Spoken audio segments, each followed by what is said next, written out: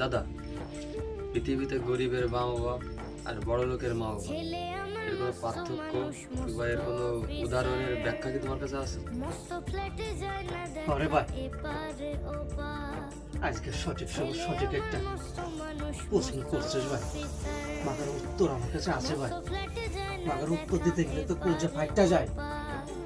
যে গরিবের মা বাবা তারা বৃদ্ধাশ্রমে যায় না, তাদের সন্তানের কষ্ট করে দিন মজুর করে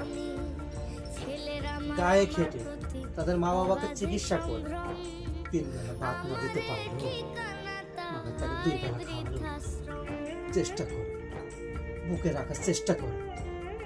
কিন্তু দেখ ভাই, আজকে বড় লোকের দিকে তাকাই দেখ ভাই, ওদের ছেলে মেয়েরা যখন একটু লেভেলে উঠতে যায় ভাই, তখন কি করে জানো? তখন তাদেরকে বৃদ্ধাশ্রমে পাঠিয়ে দেবে। এর উপর পৃথিবীতে কষ্ট নেই।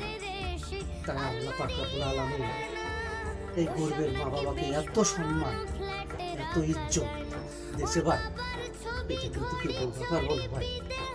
সন্তানের কাছে থাকি, বাঁচতে হলে টাকার প্রয়োজন হয়, কিন্তু এত বেশি না। সম্পদের প্রয়োজন হয়, কিন্তু এত বেশি না। বাড়ি গাড়ির প্রয়োজন হয়, কিন্তু এত বেশি না। জি, তার মা বাবাকে চিকিৎসা করার আগে, ডাক্তারকে ডাকার আগে ভাই, উকিল ডাকে সম্পদ সেভারেট করার জন্য ভাই, চিকিৎসার জন্য ডাক্তার ডাকে না ভাই। গরিবের পোলারা নিজের কিডনি বেচা হইলো, রক্ত বেচা হইলো ভাই, তারা মা বাবার ট্রিটমেন্ট করে, চেষ্টা করে মা বাবাকে ভালো রাখার জন্য ভাই। এই হচ্ছে উদাহরণ ভাই। এছাড়া আমার কাছে কিছু নাই রে ভাই। খুব সুন্দর কথা কইছো সজীব ভাই, তোর কাছে কথা জিজ্ঞেস করবো ভাই। আমি কি ব্যাখ্যায় ভুল কিছু করলাম ভাই? না ভাই, তুমি একদম ঠিক কথা বলেছো। সমাজ এটা চলতেছে, চেঞ্জ দি সোসাইটি, সমাজকে বদলে দাও।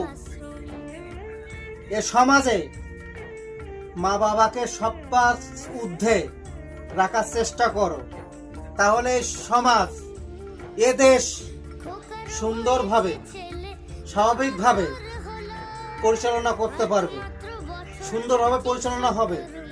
কোনো মা বাবাকে বৃদ্ধাশ্রমে যাওয়া লাগবে না, তাদেরকে কোনো কষ্ট করা লাগবে না, ছেলে মেয়েদের থেকে আলাদা থাকতে হবে না। এটাই ভাই আমার শেষ কথা।